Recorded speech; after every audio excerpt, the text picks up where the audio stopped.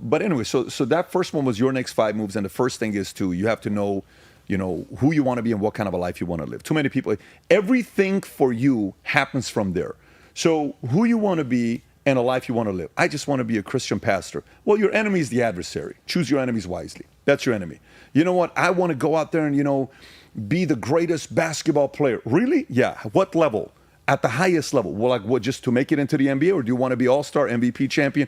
Highest level. Well, then your enemies are going to be the guys that came before you, and it's going to be partying and clubbing and drugs and women. That's your enemies. Your enemies are women, distraction, if you want to be that guy. So when Allen Iverson and Kobe are done playing a game, and afterwards they're like, hey, let's go dinner. They go eat dinner, and then AI's like, hey, man, can you drop me off at the club? You want to come? He said, no, I'm not going to the club. I'm going back to the gym.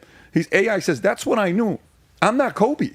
I'm going to the club. Kobe's going back to the gym at midnight to practice basketball. So Kobe was playing a very different game than AI was playing. So that's the part about choosing your enemies wisely. So now let me go into the enemy side.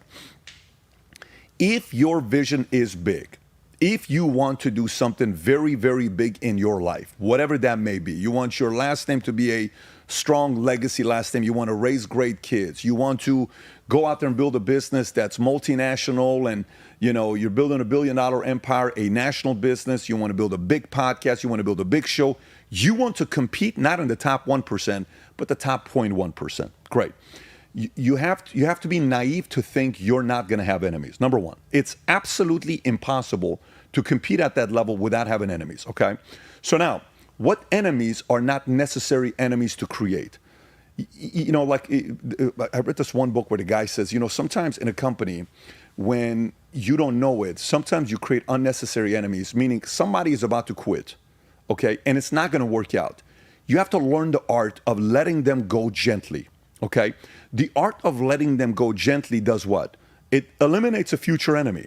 If you let somebody go in a very abrupt way, which I've done, definitely. I just did. Yeah. Okay.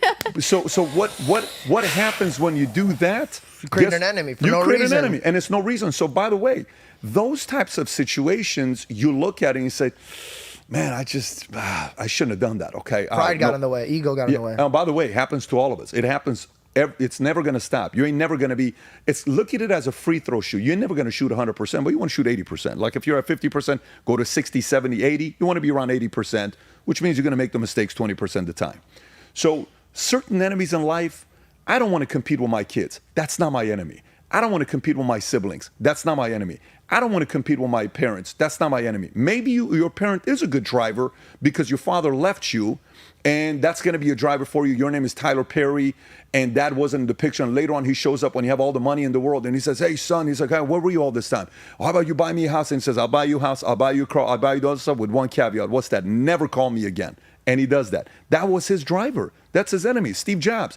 His mother gave him for adoption. Are you kidding me? Like, you give me up for adoption? I'm freaking Steve Jobs. What does Steve Jobs do?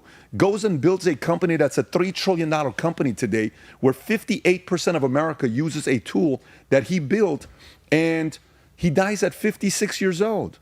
What do you think drove that guy? What drove Kobe? What drove Michael? What was a driver for Michael? What was a driver for some of these guys that are at certain levels that you look at? So